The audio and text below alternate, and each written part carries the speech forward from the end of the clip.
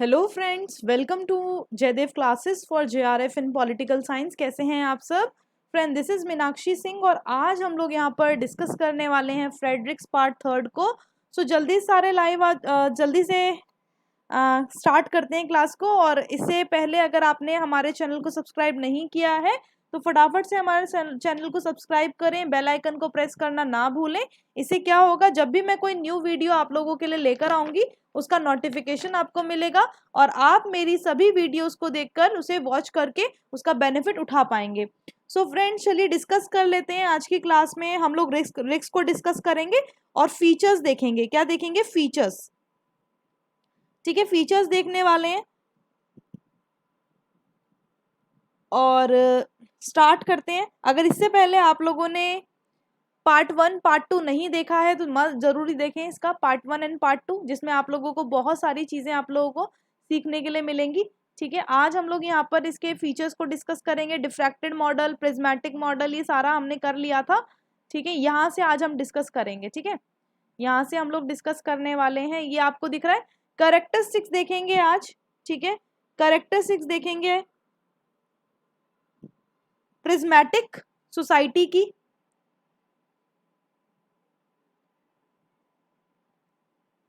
चलिए स्टार्ट करते हैं। प्रिज्मेटिक सोसाइटी मैंने आपको बताया था।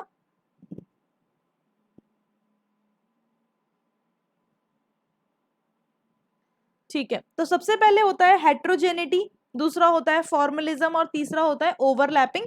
तो इसको एक एक करके समझते हैं। ठीक है, एक एक करके हम लोग समझते हैं इसको कि आप इसे आराम से कैसे समझ लोगे। चलो फर्स्ट देखते हैं हेट्रोजेनिटी। हेट्रोजेनिटी क्या होता है?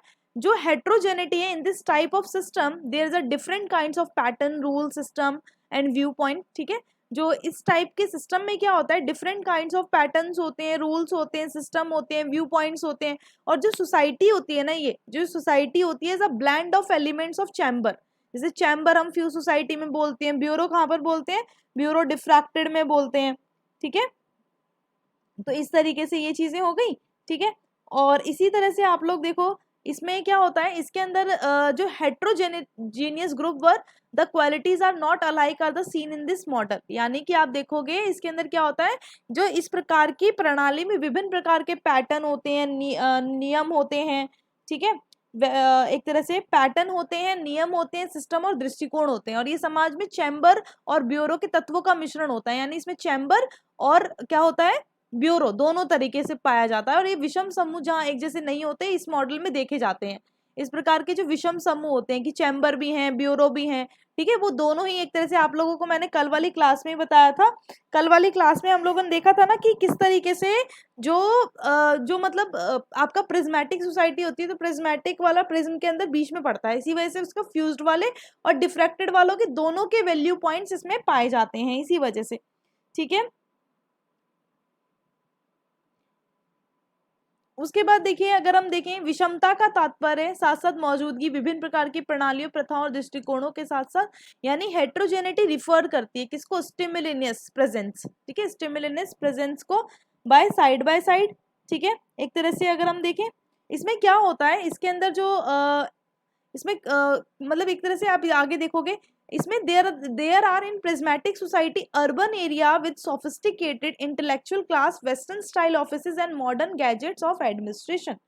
ठीक है, अगर हम देखेंगे इसके अंदर जो आप लोगों का होता है रिक्स, इसमें रिक्स जो है ना, रिक्स बोलते हैं कि प्रिज्मी समाज में परिष्कृत बौद्धिक वर्ग, पश्चिमी शैली के कार्यालयों, प्रशासन के आधुनिक उपकरणों के साथ शहरी क्षेत्र भी होते हैं। मतलब यहाँ पर बौद्धिक वर्ग भी होंगे, पश्चिमी शैली के कार्यालय भी होंगे, प्रशासन के आधुनिक उपकरणों के साथ शहरी क्षेत्र भी हैं। दूसरी ओर यहाँ पर ग्रामीण भी होते हैं, यानी सब कुछ मिला जुला नहीं लग रहा आप लोगों को? इसमें क्या है, सब कुछ मिला जुला है। रूरल एरियाज भी होते हैं, people do not use the any facility of modern life. ठीक है, कुछ लोग हैं जो मॉडर्न लाइफ की फैसिलिटीज को यूज कर रहे हैं, लेकिन कुछ लोग ऐसे भी हैं जो क्या कर रहे हैं, जो उसकी जो मॉडर्न लाइफ की फैसिलिटी को यूज नहीं कर रहे हैं। ठीक है, villages elders combine various political, administrative, social, economic, religious role. और गांव के बुजुर्ग ही क्या करते हैं, बहुत सारी भूमिकाओं को निभाते हैं, यानी कि राजनीतिक, प्रशासनिक, सामाजिक, आर्थिक, धार्मिक सभी भूमिकाओं को निभाते हैं वही गांव के बुजुर्ग। और वो वहां तक के लोग जो होते हैं ना, ग्रामीण क्षेत्रों वाले, रूरल एरियाज वाले वो एक तरह से आप देखोगे वो किसी भी फैसिलिटी जो है मॉडर्न फैसिलिटीज का यूज नहीं कर पाते हैं। तो आपको क्या समझ आया हेट्रोजेनिटी का क्या मतलब है? हेट्रोजेनिटी का मतलब हम बोल सकते हैं कि यहाँ पर क्या होता है, यहाँ पर इसके जो हेट्रोजेनिटी मतलब यहाँ पर क्या होता है, इस टाइप के जो प्रिज्मेटिक वाला जो है ना सिस्टम, इसमें डिफरेंट काइंड्स के पैटर्न होते हैं, रूल्स होते हैं, सिस्टम होते हैं, ठीक है एक तरह से। और हेट्रोजेनिक जो ग्रुप एक तरह से क्या होता है, अगर हम देखें यहाँ पर जो है, यहाँ पर दोनों आप लोगों को मिल जाएंगे, यहाँ पर एक तरह से मॉडर्न वाले भी हैं और रूरल वाले भी हैं, ठीक है। Heterogeneity exists in a prismatic society in all walks of life, presenting a paradoxical picture। यानी कि अगर हम देखें तो जो हेट्रोजेनिटी जो होती है, ठीक है, समाज के जीवन के सभी क्षेत्रों में विडंबनापूर्ण तस्वीर पेश करती है। क्योंकि शिक्षा के क्षेत्र में समाज पश्चिम की शिक्षा की उच्च प्रीमियम का भुगतान करता है, यानी कि वो उसका जैसा होना चाहता है। In the field of education society पे high premium on western type of education, but equally prove successible traditional gurukuls. कुछ लोग गुरुकुल्स को भी एक तरह से फॉलो कर रहे हैं। Hospital with all modern facilities with allopathic treatment, coexist Ayurvedic, यूनानी, होम्योपैथिक, नेचुरोपैथिक, एक तरह से सारी मतलब यहाँ पर पाई जाती हैं। अब आ जाओ फॉर्मलिज्म पे, ठीक है, ये आप लोग देख लेना, ठीक है। यहाँ पर एग्जाम्पल एक तरह से है ये, मतलब यहाँ पर प्रिज्मेटिक सोसाइटी में पॉलिटिकल और एडमिनिस्ट्रेटिव ऑफिसेज एंजॉय करते हैं enormous influence, power, prestige and help making money, है ना, पैसे बनाने में मदद करते हैं। लेकिन सभी समान अवसर मौजूद होते हैं, सभी के लिए क्या होते हैं, ऑल तो इक्वल अपॉर्चुनिटी होती हैं। Only some people are privileged, कुछ ही लोग जो होते हैं उन्हें विशेष अधिकार प्राप्त होते हैं और hope to get the job in higher echelons, यानी वो मतलब हायर उसमें जॉब पाने की भी उम्मीद करते हैं। अब आ जाओ फॉर्मलिज्म पर। फॉर्मलिज्म क्या होता है, this is the second most important feature की जो दिखाता है कि wide gap between theory and practices, यानी कि सिद्धांत और व्यवहार में, जैसे कि हमने कोई प्रिंसिपल हुआ या कोई थ्योरी हुई, ठीक है, उस थ्योरी को जब हमने बताया तो उसमें कितना डिफरेंस था, लेकिन जब हमने उसको व्यवहार में लाया तो कितना डिफरेंस है, होता है ना। तो फॉर्मलिज्म जो होता है, this is a second most important feature जो होता है, ये दिखाता है कि गैप दिखाता है थ्योरी एंड प्रैक्टिसेस के बीच में। What are formally prescribe and effectively practice, it show a distinctive between norms and realities. ये बच्चों ध्यान रखना, फॉर्मलिज्म जो है ना, फॉर्मलिज्म अगर आप देखोगे तो फॉर्मलिज्म ये दिखाता है डिफरेंशिएटेड स्ट्रक्चर को दिखाता है जो कोएग्जिस्ट है अनडिफरेंशिएटेड स्ट्रक्चर से, ठीक है। ये डिनोट करता है overlapping of administrative behaviour of both the societies. अगर हम देखेंगे इसमें क्या होता है, इसके अंदर जो ये शो करता है, डिस्टिंक्शन दिखाता है नॉर्म एंड रियलिटीज के अंदर कि मानदंड क्या है और वास्तविकता क्या है, इसके बीच में अंतर को दिखाता है क्या, फॉर्मलिज्म। उसके बाद देखिए फॉर्मलिज्म रिफर करता है the extent to which discrepancy exist between the prescriptive and descriptive, between formal and effective power, between impressive given by the constitution, laws and regulation. यानी सब में क्या दिखा रहे हैं, डिफरेंशिएट कर रहे हैं ना, ये क्या कर रहे हैं, संविधान, कानूनों, संगठनों, सांख्यिकी, सरकार, समाज, तथ्यों द्वारा दी गई धारणा, ठीक है, औपचारिक, प्रभावी शक्ति, वर्णात्मक, एक तरह से इनमें एक तरह से विसंगतियां मौजूद हैं, ये चीजों को दिखाता है, ठीक है। The fused and diffracted society have a relatively high degree of realism in comparison to prismatic society। Fused और diffracted society में जो होता है relatively अगर हम देखें तो high degree of realism पाया जाता है, comparison करें prismatic society के तो there is a high degree of formalism, और यहाँ पर उच्च स्तर की औपचारिकता भी होती है, यहाँ पर high degree of formalism भी पाया जाता है। अब आ जाओ ओवरलैपिंग पे। ओवरलैपिंग क्या होता है, ओवरलैपिंग अगर हम देखें ये फीचर है जो एक तरह से रुको, ठीक है, ओवरलैपिंग का मैंने आप लोगों को यहाँ पर एक बार बता दिया था, लेकिन फॉर्मलिज्म देखो, फॉर्मलिज्म क्या है, ये बस फॉर्मलिज्म का मैं एक बार दोबारा बता रही हूँ क्योंकि मैंने जब स्ट्रक्चर की बात की थी ना, डिफरेंशिएटेड स्ट्रक्चर की जो फीचर दिखाता है वो ओवरलैपिंग होगा बच्चों, ठीक है। फॉर्मलिज्म क्या होगा, formalism second most important feature है जो दिखाता है वाइड गैप दिखाता है बिटवीन थ्योरी एंड प्रैक्टिसेस के बीच में, कि थ्योरी और प्रैक्टिसेस के बीच में कितना एक तरह से डिफरेंस है, ये डिस्टिंक्शन दिखाता है नॉर्म्स एंड रियलिटीज के बीच में, ठीक है। ये आपका फॉर्मलिज्म हो गया। अब ओवरलैपिंग पे आ जाओ। ओवरलैपिंग जो आपका मैंने बताया था ये डिफरेंशिएट दिखाता है, एक तरह से ये फीचर है जो ये दिखाता है डिफरेंशिएट स्ट्रक्चर जो कोएग्जिस्ट है अनडिफरेंशिएटेड स्ट्रक्चर के साथ, ठीक है, एक तरह से मतलब कि overlapping refer to the extent to which formally differentiated structure of a diffracted society, ठीक है। ओवरलैपिंग का तात्पर्य क्या है? विखंडित प्रकार के बिना सोचे समझे संरचनाओं में एक विचलित समाज सह अस्तित्व की औपचारिक रूप से विभेदित संरचना, यानी डिफरेंशिएटेड स्ट्रक्चर यहाँ पर आप बोलोगे। कैसा? Differentiated structure. ठीक है। एक तरह से अगर आप देखोगे कि जो ओवरलैपिंग अगर हम देखें, administrative behaviour of both the societies, चाहे आप कैसे भी ले लो, ठीक है।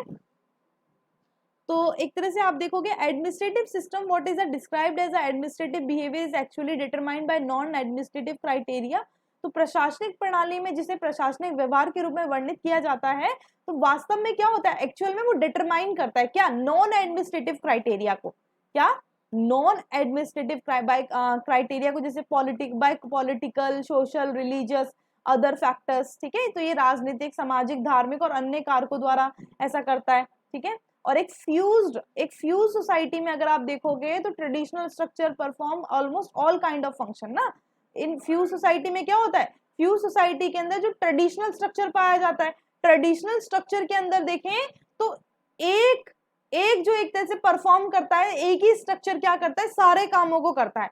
ठीक है। और problem of overlapping does not arise, इसी वजह से यहाँ पर जो ओवरलैपिंग वाली समस्या होती है वो यहाँ नहीं आती है, because in a such society whatever is formal is also effective. ठीक है। जो फॉर्मल है वो इफेक्टिव भी है, क्योंकि एक जैसे समाज में सब एक ही काम कर रहे हैं, तो औपचारिक एक तरह से वहां पर ओवरलैपिंग होगी ही नहीं। ठीक है। इसलिए अराइज ही नहीं होती। अब आ जाओ साला मॉडल पे।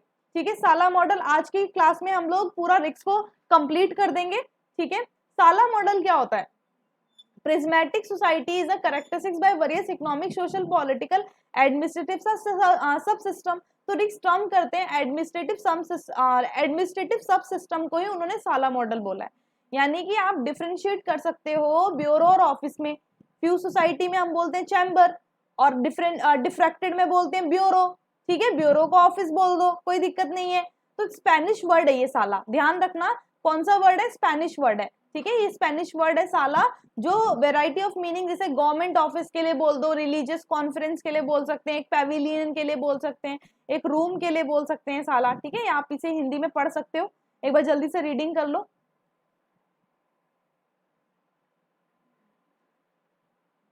चलो,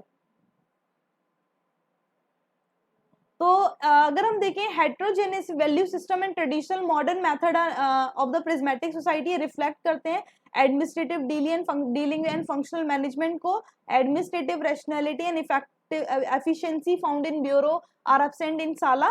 जो एडमिनिस्ट्रेटिव रैशनैलिटी एंड एफिशिएंसी जो ब्यूरो में फाइंड होती है वो साला में एब्सेंट मानी जाती है। और स्पेनिश वर्ड साला जो है एक तरह से, ये तो मैंने आपको बता ही दिया है। ठीक है।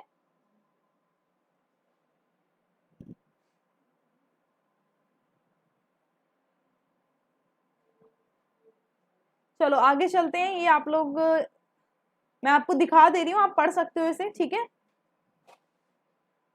In a few society, the politico-administrative system has patrimonial character and therefore provide dominant importance to kinship और family। ठीक है। रिश्तेदारी पर पहले प्रमुखता प्रदान करते थे ना फ्यूज्ड वाली सोसाइटी में। जो पॉलिटिको एडमिनिस्ट्रेटिव सिस्टम जो होता था वो बड़ा देशभक्ति पूर्ण चरित्र होता था, राजा सब कुछ होता था, परिवार, रिश्तेदारी, है ना, बड़ा इन चीजों को बड़ा रोल दिया जाता था। ठीक है। चलो ये क्वेश्चन आ गए। Which one of the following statement is not correct with the regard to risk perspective of societies?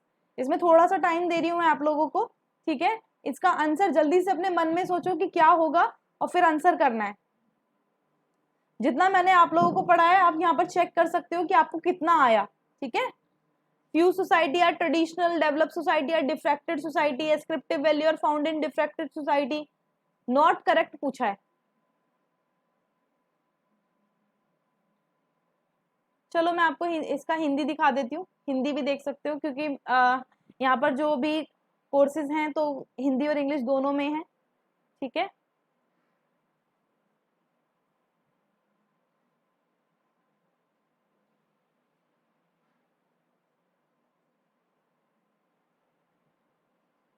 चलो इसका आंसर देख लेते हैं। इसका राइट आंसर जो होगा ये दे रखा है गलत, कि ascriptive value are found in diffracted society. Ascriptive values कहाँ फाउंड होती हैं?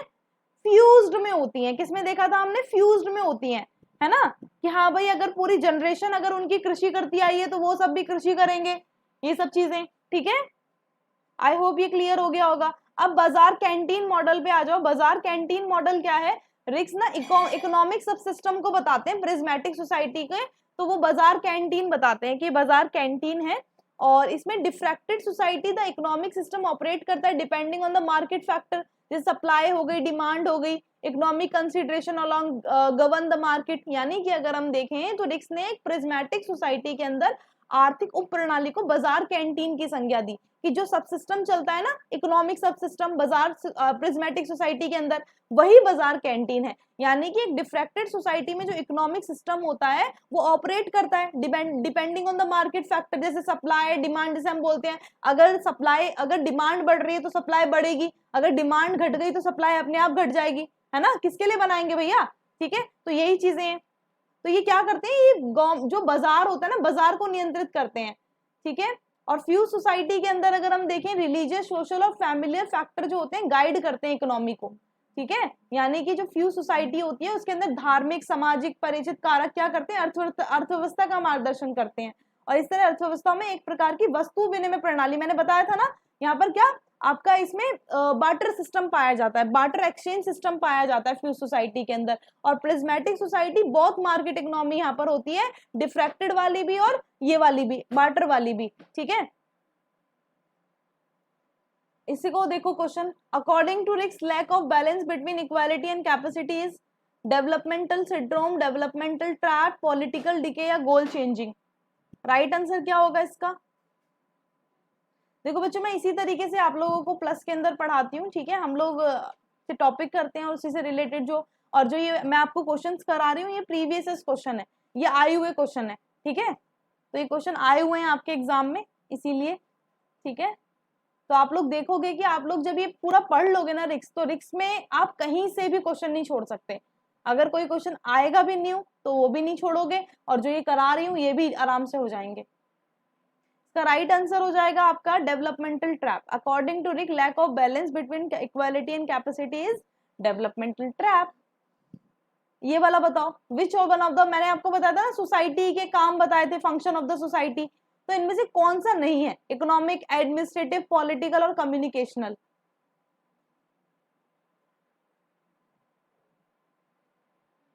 बताइए, very good.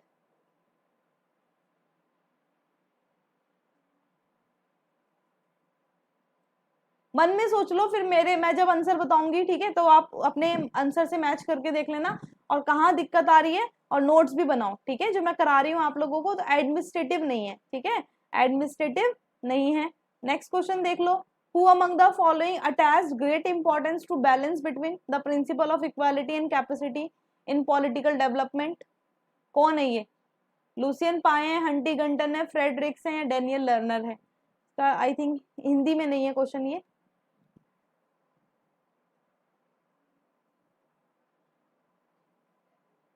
Equality and capacity वाला अभी मैंने अब बताया भी था, डेवलपमेंटल ट्रैप वाला जिसके अंदर वो बात करते हैं, तो कौन है ये, रिक्स ही है, ठीक है, फ्रेडरिक्स है। इतने तो इंटेलिजेंट आप सब हो। चलो, थैंक यू सो मच। अगर ये वीडियो आप लोगों को पसंद आए तो प्लीज जरूर लाइक करें एंड अपने फ्रेंड्स के साथ शेयर करें, जो बच्चे आप लोगों के साथ, जो आपके फ्रेंड्स हैं, जो आपके NTUGC नेट की प्रिपरेशन कर रहे हैं, और आप लोगों के लिए जो कोर्सेज हैं, उन कोर्सेज के बारे में मैं आप लोगों को कल बता दूंगी, ठीक है। कल मैं आप लोगों को प्लस के जितने भी कोर्सेज अभी चल रहे हैं, इस मंथ जो चलेंगे, तो उनके बारे में बताऊंगी। तो कल की क्लास में मैं आप लोगों को सारे कोर्सेज बता दूंगी जो जो चल रहे हैं। और वैसे सुबह मेरी क्लास है 11 बजे, तो जो बच्चे आना चाहते हैं क्लास के अंदर, वो Meenakshi live is my referral code, तो प्लस में आ सकते हैं अनअकैडमी में, ठीक है। Thank you so much. अगर वीडियो अच्छा लगा हो तो लाइक जरूर करके जाना। Thank you so much, and हमारे चैनल को सब्सक्राइब भी कर लेना। Thank you.